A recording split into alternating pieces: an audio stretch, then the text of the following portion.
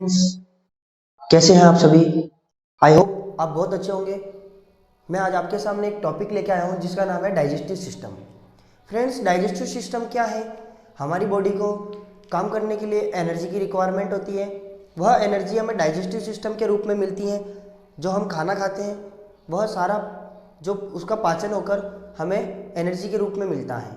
Friends, digestive system पढ़ने से पहले हम डाइजेशन की परिभाषा पढ़ेंगे, डाइजेशन की डेफिनेशन पढ़ेंगे।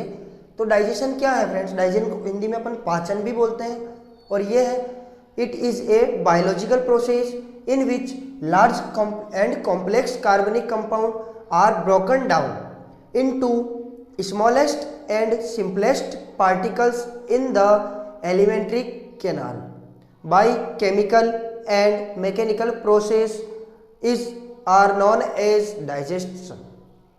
फ्रेंड्स, यह एक जैविक प्रक्रिया है, जीवों के द्वारा होने वाली वह प्रक्रिया है जिसके अंदर लार्ज और कॉम्प्लेक्स कंपाउंड्स को छोटे छोटे टुकड़ों में तोड़कर simplest particles in the alimentary canal. Alimentary canal होती है फ्रेंड्स आहार नाल, जिसे अपन फूड पाइप भी कहते हैं, जो यहाँ से लेकर हमारे स्टमक तक खत्म होती है। Friends, canal by chemical and mechanical process के रूप में ये खत्म होती है, जिसे अपन कहते हैं डाइजेशन। फ्रेंड्स, उसके बाद डाइजेशन के बाद आता है organs of digestive system. Friends, किसी न किसी को अपन पढ़ने के लिए किसी न किसी की पहचान कराना जरूरी है। तो हम सबसे पहले डाइजेस्टिव सिस्टम के कौन कौन से पार्ट्स हैं हम उनको पढ़ेंगे। डाइजेस्टिव सिस्टम में फर्स्ट जो पार्ट आता है फ्रेंड्स वो आता है माउथ, जिसे हम बक्कल कैविटी या फिर ऑरल कैविटी भी कहते हैं। क्योंकि कैविटी इसलिए कहते हैं क्योंकि ये एकदम खुला एरिया है, अंदर से गुफा टाइप है, इसलिए इसको अपन ऑरल कैविटी भी कहते हैं। उसके बाद सेकेंड आता है फ्रेंड्स फेरिंग्स। फेरिंग्स को फ्रेंड्स हम हिंदी में ग्रसिनी भी बोलते हैं। फिर थर्ड पार्ट आता है फ्रेंड्स और इसोफेगस।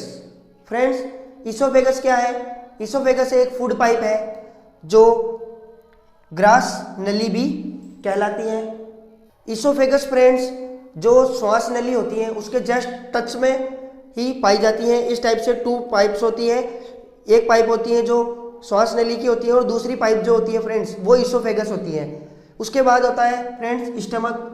स्टमक एक जे आकार का एक शेप होता है अपनी बॉडी में, जिसको अपन स्टमक कहते हैं। फ्रेंड्स, उसके बाद आता है स्मॉल इंटेस्टाइन।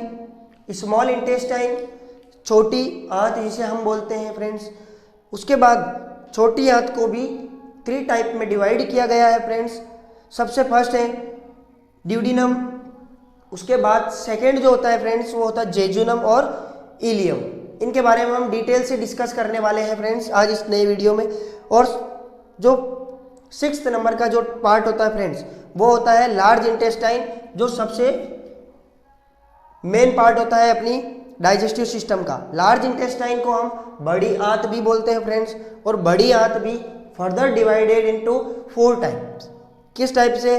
इसको बोलते हैं फ्रेंड्स सीकम। उसके बाद होते हैं कॉलन। कॉलन्स को फर्दर 4 टाइप्स में डिवाइडेड किया गया है friends, ascending colon, transverse colon, descending colon and sigma colon. ठीक है फ्रेंड्स।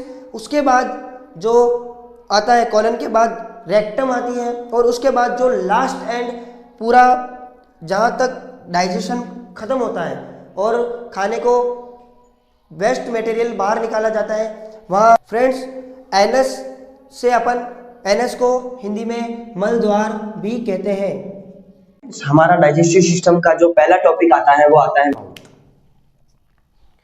माउथ को हमने कल एक और नाम से जाना था, बक्कल कैविटी या फिर ऑरल कैविटी के नाम से भी माउथ को बोलते हैं। स्टूडेंट्स, माउथ क्या है हम इसके बारे में आज डिस्कस करने वाले हैं। तो देखिए, द बक्कल कैविटी और mouth is the first organ of digestive system.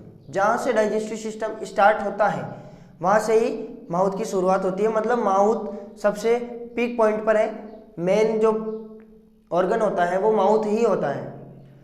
फिर उसके बाद mouth is consist of different type of structure.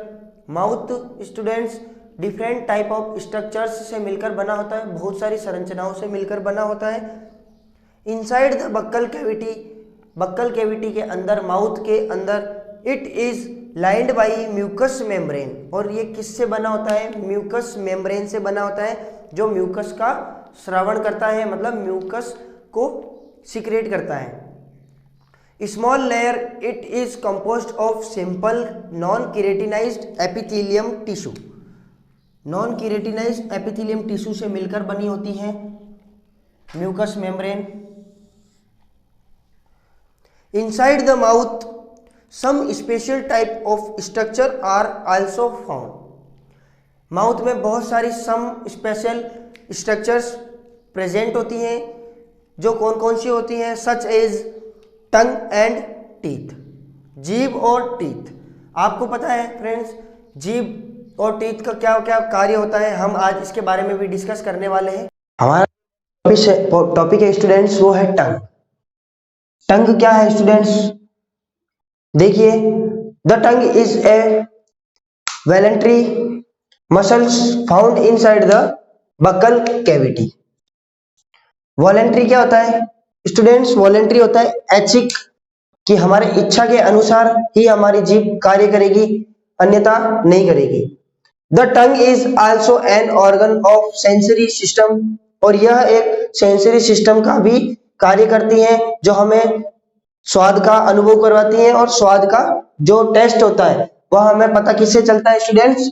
टंग से ही पता चलता है। The tongue divided into 3 parts, tongues को 3 पार्ट्स में डिवाइड किया गया है स्टूडेंट्स। कौन कौन से? एक तो रूट्स, बॉडी और टर्मिनल एंड। 3 टाइप कौन कौन से होते हैं? देखिए, roots, body and terminal end. उसके बाद the root of tongue get attach with the hyoid bone, hyoid bone से जो टंग है अपनी वो अटैच रहती है। The body of tongue is thick, जो टंग की बॉडी होती है वो बहुत ज्यादा मोटी होती है। ठीक है students, the body of tongue inferiorly attach with muscles of mandible by frenulum link, जो नीचे का जबड़ा होता है अपना, उससे टंग अटैच में रहती है। The anterior end of the tongue remains free, और जो हमारी जीभ का आगे वाला हिस्सा होता है वो बिल्कुल ही फ्री होता है एकदम, जिससे हमें बोलने में और किसी भी चीज को निगलने में सहायता प्रदान करती है टंग। उसके बाद हमारा जो नेक्स्ट टॉपिक आता है फ्रेंड, हमारा जो टंग का पहला पार्ट आता है वो आता है vallate papillae. Vallate papillae friends क्या है? These are largest taste buds, जो आपको यहाँ पे सबसे पीछे की साइड में, मतलब पोस्टीरियर साइड में, जो आपको ये मैंने आपको डायग्राम में बना के दिखाया है, ये पार्ट, ये है वेलेट पेपिलाई। वेलेट पेपिलाई ये सबसे लार्जेस्ट टेस्ट बर्ड्स हैं। These are 8 to 12 in number, ये 8 से 12 नंबर्स में ही पाई जाती हैं।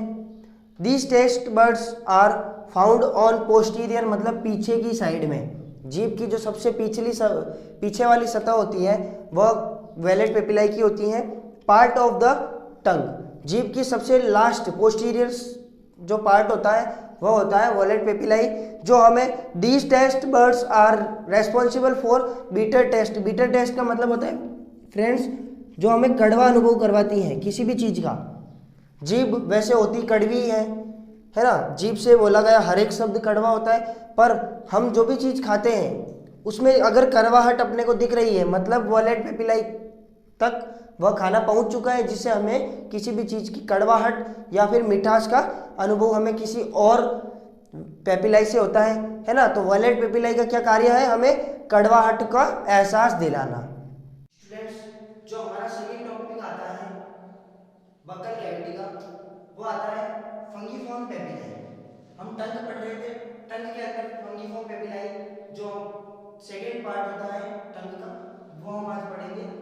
These are the taste buds which are smaller than vallate papillae. Vallate papillae से छोटी होती है, ये स्मॉलर होती है, मतलब छोटी होती है वेलेट पेपिलाई से। ठीक है, these taste buds are found on the lateral edges of tongue. Lateral edges का मतलब होता है फ्रेंड्स दोनों तरफ, जैसे ये अपनी जीभ है तो ये दोनों तरफ क्या होगी? फंगिफॉर्म पेपिलाई, फंगिफॉर्म पेपिलाई। ठीक है स्टूडेंट्स, फंगिफॉर्म पेपिलाई जो होती है, जो कहां पे होती है, found in lateral edges. Lateral edges का मतलब दोनों तरफ। These taste buds are responsible for sour या salty taste। यह हमें salty taste का अनुभव कराती है, नमकीन टेस्ट का अनुभव हमें करवाती है। These taste buds are numerous। ये numerous होती है मतलब नंबर्स में होती है, नंबर्स में होती हैं। ये पेपिलाई जो होती है वो न्यूमेरस होती है, नंबर्स में होती है। फिर जो हमारा थर्ड वाला पार्ट है टंग का, वो आता है फिलीफॉर्म पेपिलाई। और फिलीफॉर्म पेपिलाई क्या है? These are smaller taste buds। ये सबसे छोटी टेस्ट बर्ड्स होती हैं। These are maximum in number। ये नंबर में बहुत ज्यादा होती है। किससे? दोनों पेपिलाई से, फर्स्ट और सेकंड। वेलेट पेपिलाई और फंगिफॉर्म पेपिलाई से बड़ी होती है ये पेपिलाई। फिर आता है These birds are found in anterior to third part of tongue। Anterior क्या होता है फ्रेंड्स? एंटीरियर का मतलब आगे, आगे की साइड में ये पेपिलाई होती है। कौन सी? फिलीफॉर्म पेपिलाई।